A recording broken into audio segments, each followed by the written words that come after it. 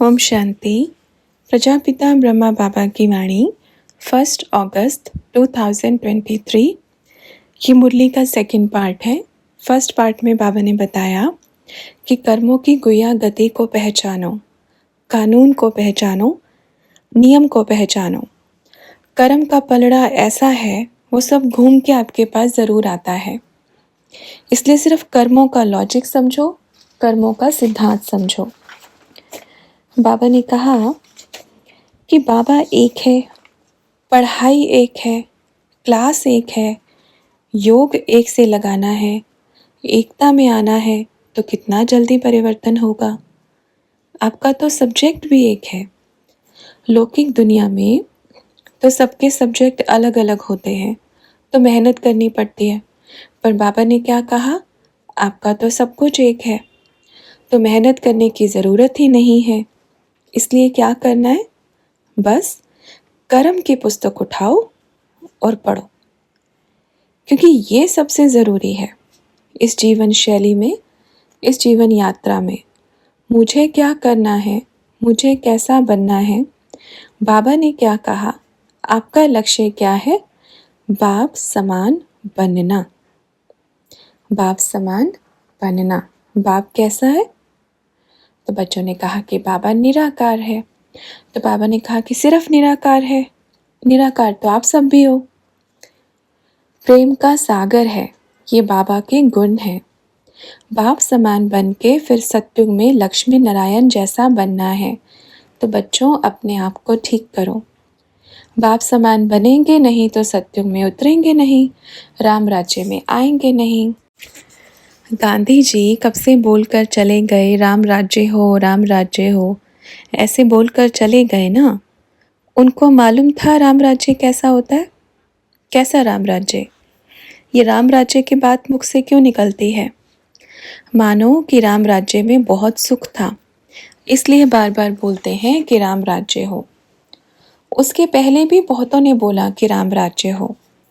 जैसे ही द्वापर युग आया, राम राज्य गया, तो द्वापर युग वालों को बड़ी याद आई, राम राज्य की बड़ी याद आई। क्यों? क्योंकि राम राज्य में सुख था, सब एक थे। और बढ़ता आया समय और बढ़ता आया, बस एक ही रट्टा, राम राज्य हो, राम राज्य हो। क्योंकि उन्होंने कहाँ न कहाँ राम राज्य की इतनी कहानियाँ जो सुनी है कि राम राज्य में बहुत सुख था, इसलिए तो बोलते हैं राम राज हो। घोर कलयुग आ गया, कलयुग का अंतिम समय आ गया, तब भी क्या बोलते गए, राम राज्य हो। अभी विनाश का समय आ गया, अभी भी क्या चाह रहे हैं, राम राज्य हो। अभी तो जय श्री राम के नारे लग रहे हैं कि राम राज्य होगा, अर्थात ये पूरा भारत क्या बनेगा, राम राज्य होगा, जहाँ श्री राम के जय जयकार लगेंगे। इसका मतलब इतने समय से बोलते बोलते बोलते आवाज़ अब उठी है कि राम राज्य हो। क्यों उठी है? क्योंकि राम राज्य आने वाला है और रावण का राज्य जाने वाला है। तो जो आने वाला होता है उसी के तो ढोल गाजे बाजे बजते हैं। समझ में आ रहा है? राम राज्य आने वाला है, तभी तो मान लो कोई भी मंत्री या प्रधानमंत्री, कोई भी प्राइम मिनिस्टर आ रहा हो, उसने संदेश भिजवाया कि मैं आ रहा हूँ, तो क्या होगा, ज़ोर शोर से तैयारी शुरू हो जाएगी। सारे कचरे को साफ करेंगे, रोड अच्छी बन जाएगी, जहाँ वो बैठेगा वो एकदम बड़ा फर्स्ट क्लास बना देंगे। इस कलयुग दुनिया की बात है, ऐसा ही करते हैं ना। बढ़िया गली को फूलों से बिछा दिया जाएगा, इतना बढ़िया वेलकम करने की पूरी मेहनत करेंगे। ऐसे ही होता है ना। तो अभी राम राज्य आने वाला है, तो कितनी सफाई होगी, कितनी सफाई होगी। बढ़िया फूलों से सजा हुआ होगा, सब कांटे खलास। ऐसा नहीं कि सत्युग में गुलाब नहीं होगा पर कांटे नहीं होंगे। समझ में आया? गुलाब तो होगा पर गुलाब के नीचे कांटे नहीं होंगे। सत्युग में कोई फूल ऐसा नहीं होगा जिसके नीचे कांटे हों। सब फूल फूल ही रहेंगे, बस कांटे नहीं होंगे। तो इसलिए बाबा ने क्या कहा, कैसा फूल बनना है, गुलाब का। गुलाब के नीचे तो कांटे होते हैं, कमल के नीचे कचरा होता है, तो कैसा बनना है, बिना कांटे का फूल बनना है, जिस फूल के नीचे कांटे ना हो वैसा फूल बनना है। तो बाबा ने पूछा, ऐसा बन गए हैं, बन रहे हैं या बनना बाकी है? बनना बाकी है। बन रहे हैं और जो बन गए हैं वो हाथ खड़ा करो। जो बिना कांटे के फूल बन गए हैं वो हाथ खड़ा करो। एक भी नहीं है। अच्छा, जो बन रहे हैं वो हाथ खड़ा करो। बन रहे हैं मतलब यात्रा पर हैं। आपकी यात्रा मंगलमय हो कि आप कांटों से फूल बन करके परम धाम में लौटो। आपकी यात्रा में कोई रुकावट नहीं आए। तो बच्चों ने कहा कि आप सामने हो ना बाबा? तो बाबा ने कहा, सामने है, साथ में है। सामने तो शिव बाबा है, अपन तो साथ में है। क्यों साथ में है? साथ में आएंगे ना। सामने कौन है? शिव बाबा, और हम तो साथ में हैं, इसलिए साथ रहेंगे, साथ चलेंगे और साथ साथ सत्युग में आएंगे। तो बच्चों ने कहा, बाबा आप तो पहले जाएंगे। तो बाबा ने कहा, आपने जब लीडर बना दिया है तो क्या करेंगे, पहले जाना पड़ेगा ना। आप बोलो कि लीडर आगे आगे होता है, आप रास्ता बताओ। अब मानो अपन पहले नहीं आए, अब लीडर आने का रास्ता तो समझ में आएगा ना। आप पहले आएंगे, कूदी कहीं और मार दी तो क्या होगा? तो इसलिए पहले रास्ता साफ करना है।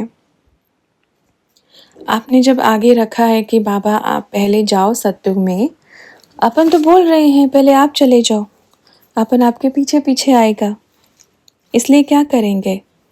अच्छा, ज़्यादा समय नहीं होगा आपके आने में, जल्दी जल्दी आ जाएंगे। हाँ, जल्दी जल्दी आना है क्या? टच करके जल्दी जल्दी आएंगे, ठीक है?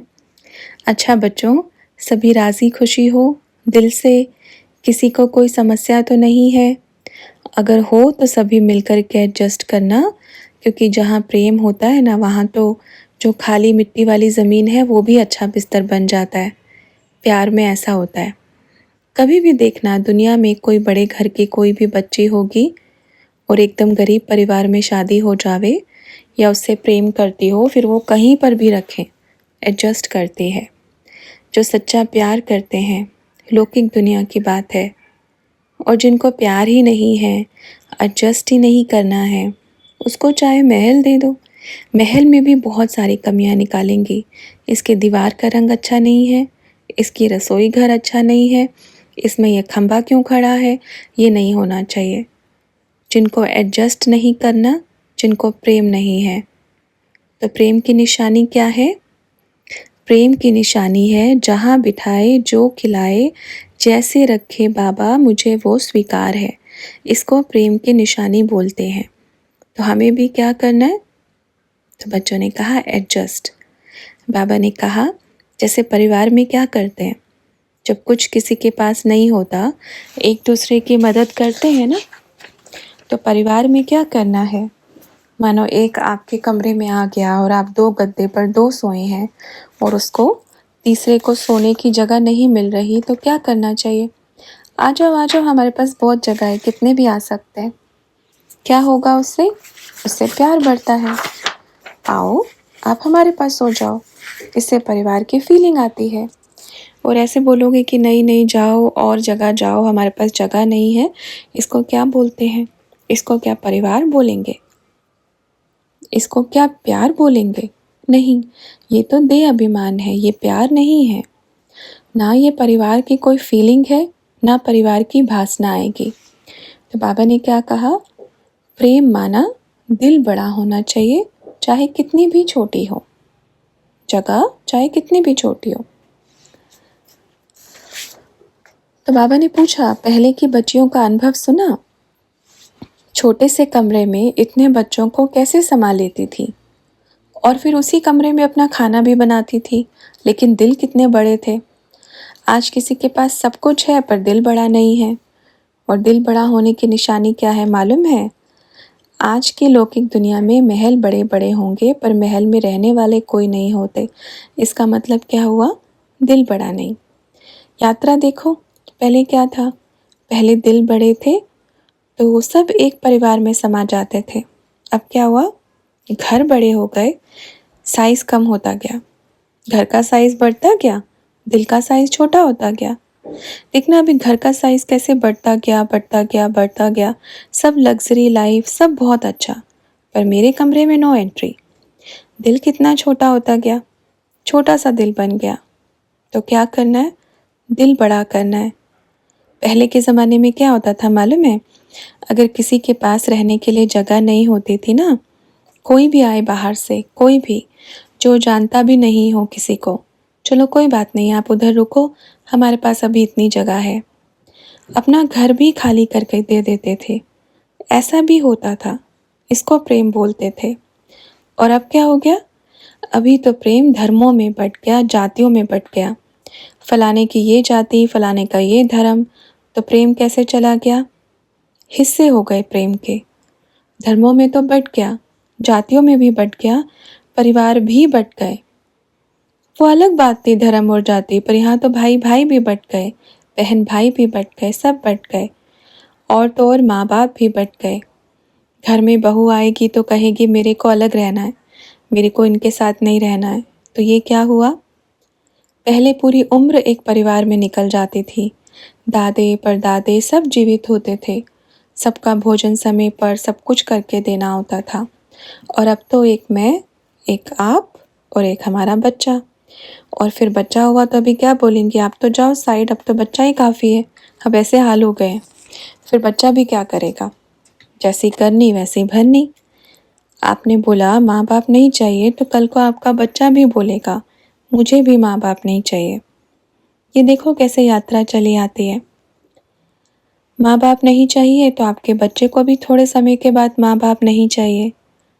बच्चों, ये अपना परिवार है। बाबा ऐसा परिवार बनाने आए हैं, ऐसा।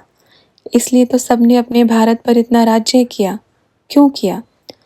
आप सोचो, अपने भारत पे हर किसी ने राज्य किया। हर कोई आया यहाँ पे राज्य करने के लिए, क्योंकि दिल बड़े थे।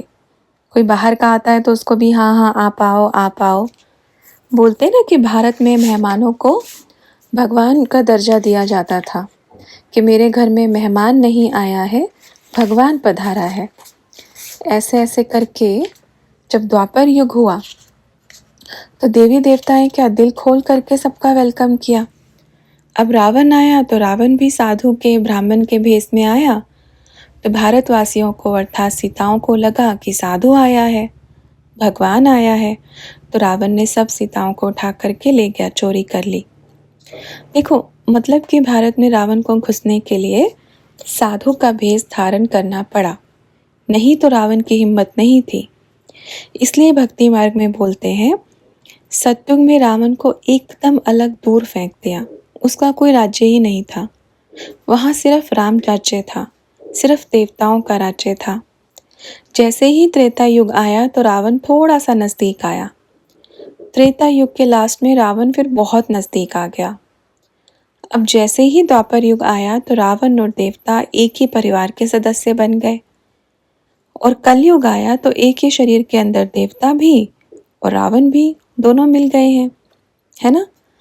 आप सोचो सब विकारों से दूर हो गए हो, सब विकारों से दूर हो चुके हो। तो किसी ने कहा नहीं बाबा, तो बाबा ने कहा मुंह से बोलो ना, वाह कमाल है, नहीं हुए।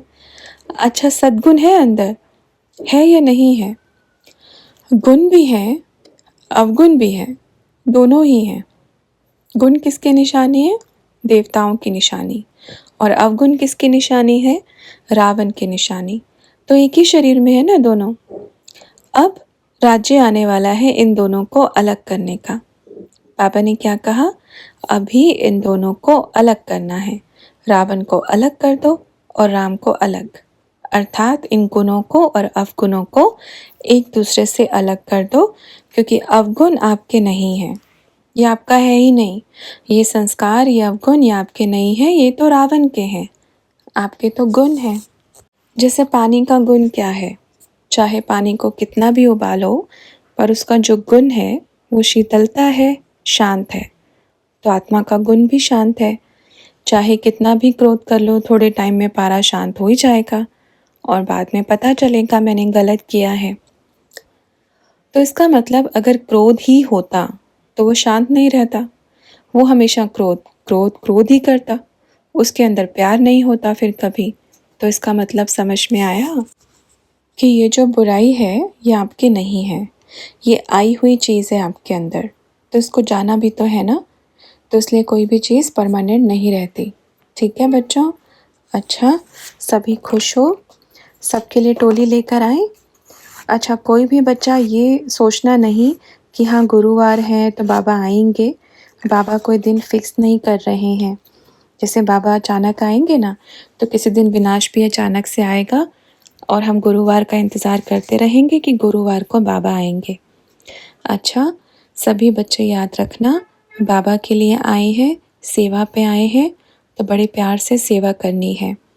आपस में एक दो की दिल खराब नहीं करनी, मन खराब नहीं करना, और ध्यान रखना है इस चीज़ का कि कोई भी हमसे डिससर्विस नहीं होनी चाहिए।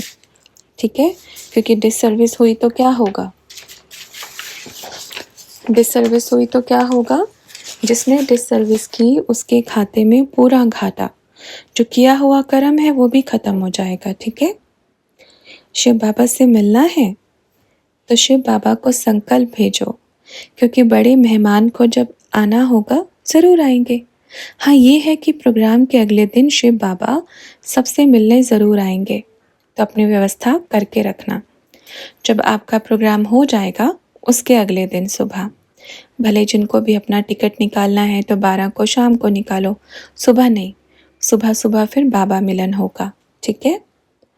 जिनकी आँख में लाल है वो बच्चे कोई भी काजल नहीं डालना, आंखें ज़्यादा खराब हो सकती हैं इससे। जब लगता है ना थोड़ा भी तो बिल्कुल भी काजल नहीं डालना। ठीक है। अच्छा, फिर बाबा ने पूछा बैनर लेके खड़े होने में शर्म आती है? नहीं, पूरा लेकर घूमो एकदम सीना चौड़ा करके कि वाह, मैं अपने वंदे मातरम को अपने सिर पे रख करके प्रत्यक्ष कर रहा हूँ। ऐसे पूरा गलियों में लेकर के घूमो वंदे मातरम करते हुए। पूरा चौक चौराहे पर खड़े हो जाओ, पूरी टीम बनाओ माताओं की, भाइयों की। ये गर्व से सीना चौड़ा होना चाहिए, चाहे कोई मुझे देखे। झंडा लेकर के रनिंग करो, घूमो पूरा वंदे मातरम बोलते हुए। ये देखो, आप यहाँ बैठ कर के पूरे बॉर्डर को सेव कर सकते हैं। आज आप भारत देश के स्वतंत्र नागरिक हो, आपको कहीं पर भी जीने नहीं देते। आज आज़ाद हो आप स्वतंत्र हो, आप एक आम आदमी हो, और आम आदमी पूरे देश को बदलने की ताकत रखता है। बेड़ियों से छुटेले हो आप, स्वतंत्र होकर के अपना जीवन देखो। आपको वंदे मातरम करना, आपको देश की सेवा करनी है, तो यहाँ रह कर के देश की सेवा करो। देखो कितना लोग जानते हैं आपको। ठीक है, समझ में आया? इसलिए बोलते हैं सही में वंदे मातरम। बैनर उठाओ और घूमो, भले ही बरसात हो, भले ही आंधी तूफान हो, और फिर देखो कितने लोग आपको देखते हैं। तो ये गर्व होना चाहिए, ये सेवा होनी चाहिए। झंडा उठाओ और 10 बच्चों को दौड़ाओ वंदे मातरम करते हुए। देखो कितनी सेवा होती है। ऐसे करो ये सेवा। कई बच्चे ऐसे होते हैं जो देश के लिए अपनी एक एक सांस को कुर्बान कर देते हैं, पर कई बच्चे ऐसे भी होते हैं कि कुछ गलती भी करते हैं। पर आज आप स्वतंत्र हो, सही मायने में आप आज फौजी हो, सही तरीके से आप आज फौजी हो। क्योंकि फौजी हमेशा क्या होता है? स्वतंत्र होता है। शान में जियो, आज सेवा करो। ठीक है। यहाँ की फौज को देखो, पापा सब बच्चों को लेकर के आगे बढ़ रहे हैं। सबकी टीम बन गई, सबकी फौज बन गई। आप इतनी सेवा करो, इतना ऊंचा उठो कि सब फौजी आपके पास सल्यूट करने के लिए आए, ऐसा बनो। आप यहाँ रह कर के इतनी सेवा करें कि वो तो बेचारे बंधन में होते और आपको कहें कि वाह क्या कमाल किया आपने, जो हम कभी नहीं कर पाए वो आपने यहाँ रह कर के करके दिखाया। अच्छा, भंडारे में कुछ वेस्ट नहीं जाना चाहिए। समझ में आ रहा है? कौन कौन भंडारे में सेवा दे रहे हैं? बच्चों ने कहा बाबा थोड़ा चावल कम पक रहा है। बाबा ने कहा भले ही थोड़ा गीले हो जाए पर कच्चे नहीं रहने चाहिए। गीले होंगे तो खिचड़ी बन जाएगी, पचने में आसानी होगी, पर कच्चे रहेंगे तो पेट में दर्द करेंगे। ये चीज़ ध्यान रखो। बाकी भंडारे में कुछ भी वेस्ट नहीं जाना चाहिए। ठीक है, ओके। अच्छा बच्चों, फिर मिलेंगे। आज बहुत समय हो गया। ओम।